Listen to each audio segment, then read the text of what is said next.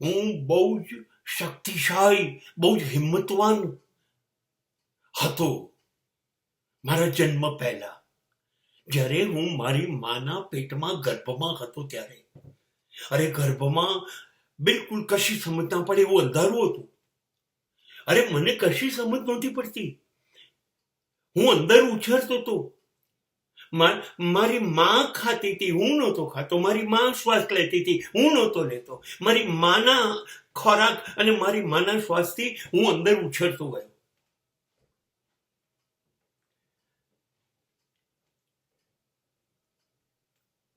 ત્યારે હું બોલતો નહોતો, ત્યારે હું શાંત હતો, ત્યારે હું મૌન હતો. મારી પાસે શબ્દો નહોતા. મને કશી સમજ નહોતી પડતી, અને છતાંય મને ઈશ્વરમાં બહુ ભરોસો હતો, શ્રદ્ધા હતી. બહાર આવ્યો 9-10 મહિને, અને બહાર આવીને શું જોઉં છું? નથી મારા હાથ ચાલતા, પગ ચાલતા, આંખો ચાલતી, કાન ચાલતી, મારું શરીરનું કોઈ પણ વસ્તુ કામ નથી કરતી. એ હું જોઉં છું. મારામાં કોઈ શક્તિ નહોતી. મને ખવડાવે મારી માં, મને પીવડાવે મારી માં, મને એક જગ્યાએથી બીજી જગ્યાએ મૂકે, મને ઊંઘાડે, મને જગાડે. અરે મને ચાલતા, બોલતા, જોતા બધું જ એને શીખવાડ્યું. ત્યારે તો મને ખબર પડી કે આને જીવન કહેવાય. તે સિવાય મને કશું આવડતું નહોતું. મારી કિંમત જુઓ. મને કશી સમજ નહોતી પડતી. બોલતા નહોતું આવડતું, જોતા, જીવતા કશું નહોતું આવડતું, અને તોય હું આ દુનિયામાં આવી ગયો. મારી આ હિંમત છે. ઈશ્વરના ભરોસે આવી ગયો કે જાઉં છું, બાકીનું તું સંભાળી લેજે, કરીને આવી ગયો.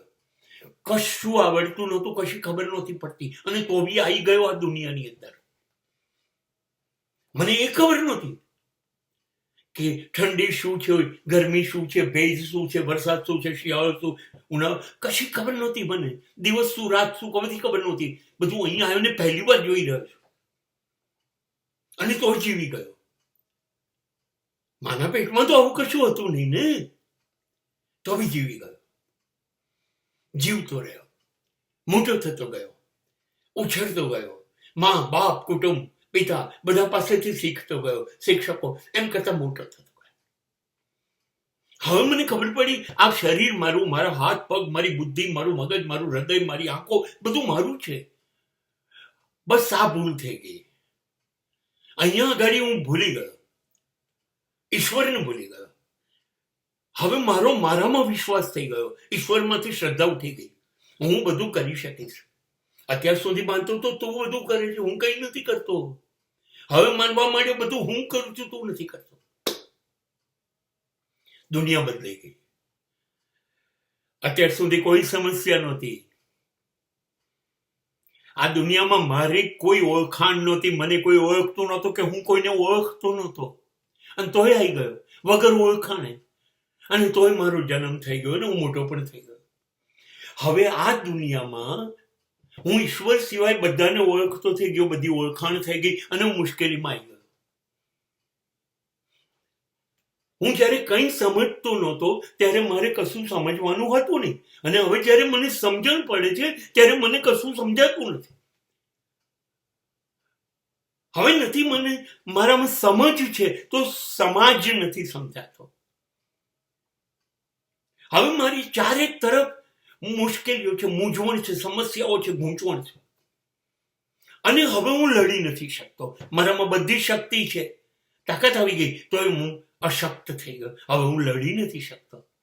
હવે હું થાકી જાઉં છું, હવે હું આફી જાઉં છું, હવે હું કંટાળી જાઉં છું.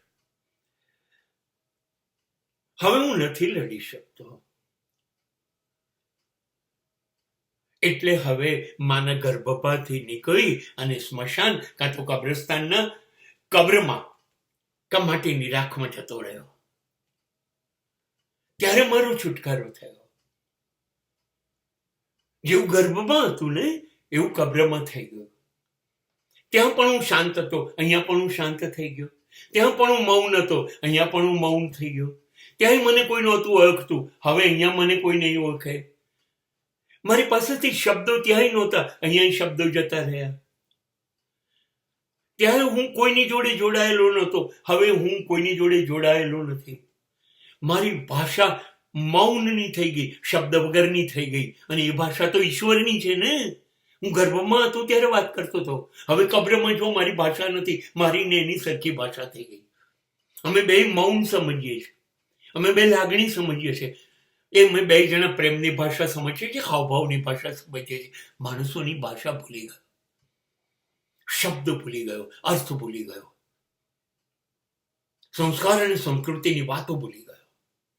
ખાલી પાછી ઈશ્વરની શ્રદ્ધાથી આવ્યો હતો અને હવે ઈશ્વરની શ્રદ્ધાથી પાછો એના તરફ જતો રહ્યો. હું બહાદુર છું કે નહીં?